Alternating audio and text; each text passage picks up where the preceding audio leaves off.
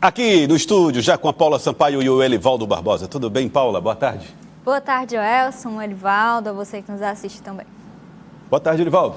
Olá, Joelson. Boa tarde, Paula. Boa tarde a você que está em nossa companhia. Feriado de Corpus Christi, estamos aqui trazendo informações da política para você e direto de Brasília temos Sávia Barreto. Uma ótima tarde, Sávia. Ótima tarde, Joelson, Elivaldo, Paula e nossa audiência em casa. Sávia, quero começar trazendo com você essa situação. O presidente do Senado, Rodrigo Pacheco, afirmou que o projeto de taxação da Shein e Shopee, que é aquele projeto do aumento de 20% no imposto do que se chamava aí de pequenas compras ou das comprinhas, além da PL e Mover, devem ficar para a próxima semana. A declaração foi dada em uma conversa com jornalistas do presidente do Senado, Rodrigo Pacheco, com a imprensa, né? Ele deu essas declarações a respeito do tema considerado polêmico. Vamos ver o que disse o presidente a respeito dessa votação ou apreciação dessa taxação de 20% das compras em sites. Vamos fazer uma ponderação de avaliação, se é possível levar direto ao plenário do Senado Federal, permitindo que, com algum tempo, todos os senadores e senadoras possam se debruçar sobre o projeto, entendê-lo da melhor forma possível, permitir o emendamento, permitir destaques eventuais. E eu acho que na semana próxima a gente consegue ter como prioridade essa pauta do Mover, que é um programa de mobilidade importante, nós temos plena ciência disso. Sávia, esse assunto vai ser agora discutido, não está valendo ainda, claro, mas o que tudo indica é o que vai valer após a apreciação do Senado e depois a sanção da Presidência da República.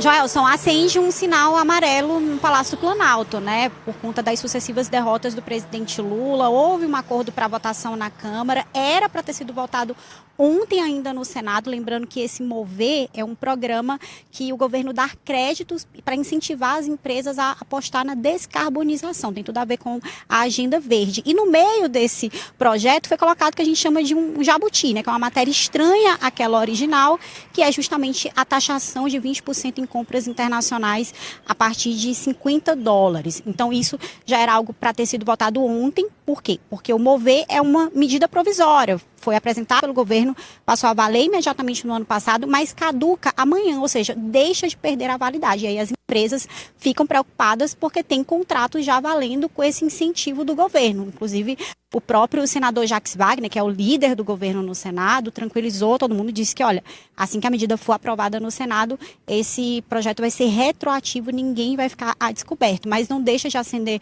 um sinal amarelo, porque se o Senado mudar alguma coisa no projeto, especialmente no projeto de taxação das compras, isso deve voltar para a Câmara dos Deputados e estender ainda mais essa discussão, porque não deixa de ser um projeto impopular. O próprio presidente Lula já tinha sinalizado que poderia vetar, mas a gente sabe que o Ministério da Fazenda não quer veto, porque é uma maneira de, claro, incentivar a indústria local, mas também de arrecadar mais.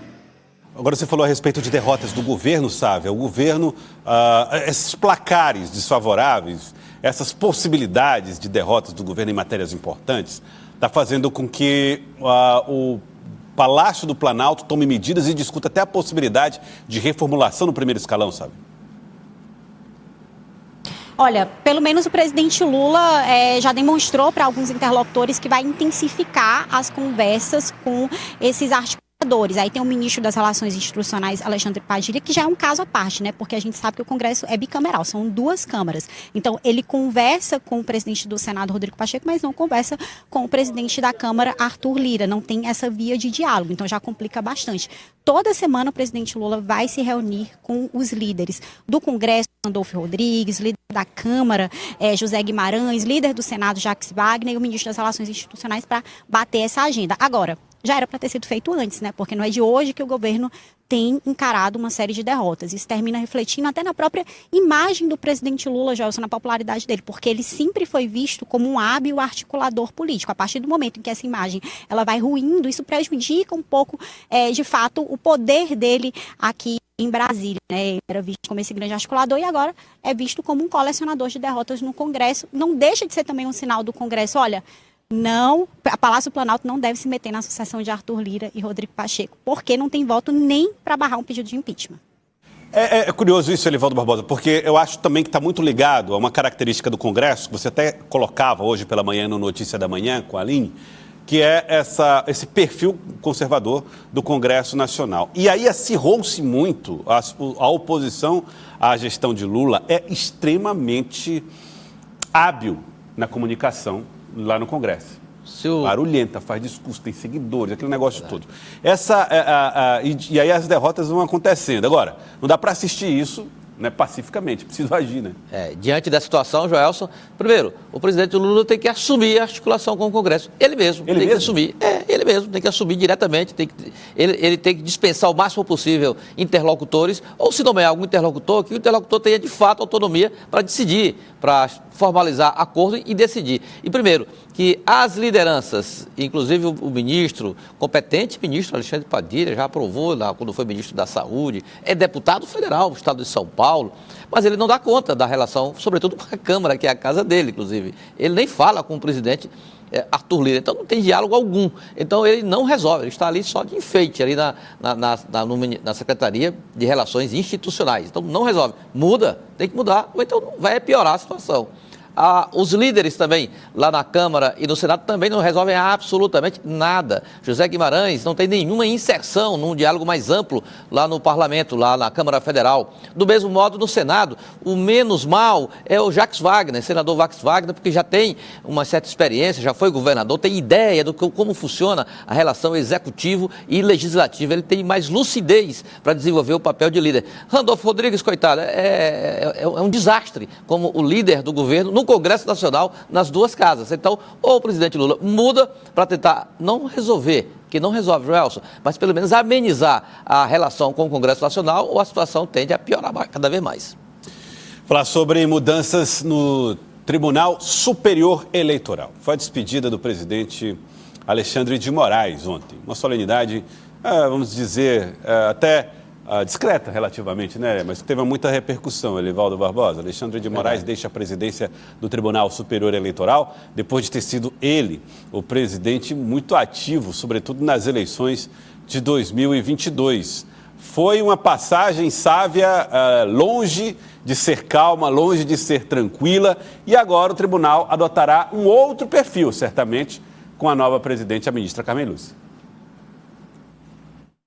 Perfis bem diferentes, né? Acho que até na fala de despedida do ministro Alexandre de Moraes, ele pontuou que o TSE vai trabalhar com muito afinco para combater a desinformação nas eleições de outubro. Mas a gente sabe que os desafios são muitos, né? Tem a inteligência artificial, que o TSE precisa, de fato, detectar para que ela não seja utilizada para fazer com que esse jogo seja desigual. E termina que a inteligência artificial também é uma ferramenta a mais para a desinformação. Acho que esse saldo foi de muitos embates, mas também mostrou a força do ministro, essa força que existe no Supremo Tribunal Federal, mas também se refletiu no TSE. Avançou bastante os processos que o ex-presidente Jair Bolsonaro responde, já é inelegível, mas há outros processos também em andamento e sempre com posturas mais incisivas, mais duras do ministro Alexandre de Moraes. Nessa despedida do Tribunal Superior Eleitoral.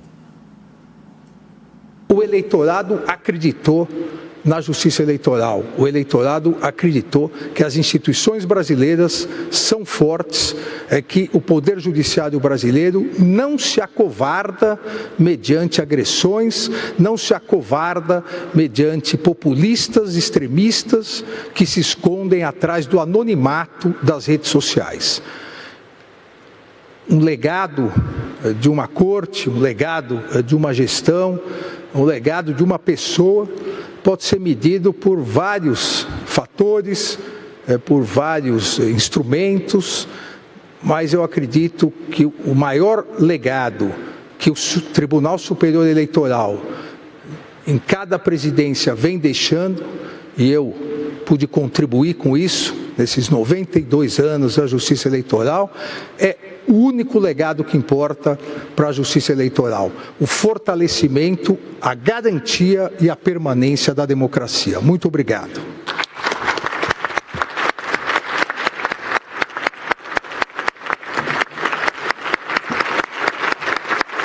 Aí o ministro Alexandre de Moraes, agora ex-presidente do Tribunal Superior Eleitoral, Carmen Lúcia, assume no dia 6 de junho. Agora, Sávia, quero agradecer a você pela participação aqui no Jornal do Piauí de hoje. Um grande abraço a todos e um ótimo feriado. Até amanhã, Joelson. Direto de Brasília. Livaldo Barbosa, Alexandre de Moraes falou sobre essa posição, né, de defesa da democracia que ele assumiu. Foi um mandato até ativo e às vezes questionado por essa atividade. É verdade, Joelson. Alexandre de Moraes, o ministro do Supremo, quando assumiu o TSE, foi num momento muito difícil, muito tumultuado, não é? Ali a Justiça Eleitoral muito agredida, muito ameaçada até em algumas vezes. Tinha que ser mesmo um ministro com o perfil de Alexandre de Moraes para garantir a condução, por exemplo, do processo eleitoral de 2022, complicadíssimo, uma eleição muito polarizada, muito disputada, um empate técnico até, se você considerar aí uma pesquisa, por exemplo. Então, ele soube conduzir a justiça eleitoral, às vezes em forma de confronto até, mas sempre preservando o que ele deixou claro no discurso de despedida, a estabilidade dos princípios democráticos, a defesa da democracia. Cumpriu bem o papel Alexandre de Moraes. Será substituído, será a sucessora, será a ministra Carmen Lúcia, que tem um comportamento um pouco diferente, né, Joel? Ela é mais comedida, até mais conservadora, diria até, mas tem uma larga experiência, tanto como magistrada da Suprema Corte, como até mesmo na Justiça Eleitoral. Ela já presidiu o Tribunal Superior Tribunal Eleitoral, lá em 2012, e coincidentemente no mesmo processo também de eleição municipal. Então, não é nada estranho ou novo na atuação da ministra Carmen Lúcia. Terá pela frente, claro, novos desafios. Essa história da inteligência artificial, das fake news, está na ordem do dia. As ferramentas são cada vez mais eficazes, precisam ser de combate às notícias falsas através dos mecanismos digitais, mas tenho certeza que a ministra tem o preparo suficiente para conduzir com comedimento, com lisura e com toda a segurança a justiça eleitoral brasileira. Paulo, uma mulher volta ao Tribunal Superior Eleitoral com todas as características que são marcas da ministra Carmen Lúcia, a discrição, a moderação no comando da Justiça Eleitoral. É interessante até ter uma mulher no comando do TSE nesse momento de eleição municipal, onde a gente vê tanto destaque, inclusive acerca das candidaturas laranjas, que tem sido aí uma pedra no caminho de muitos partidos, de muitas chapas, e trazendo também aqui o destaque ao Piauí, junto da ministra Carmen Lúcia, o vice-presidente é o ministro Nunes Marques, que conduz, junto com a ministra Carmen Lúcia, esse pleito de 2024, e nas eleições presidenciais, o Elivaldo me alertava aqui, ele deve ser o presidente, deve conduzir o TSE durante essa eleição de 2026. Que promete ser duríssima. É uma grande responsabilidade. É uma grande responsabilidade, sem dúvida nenhuma.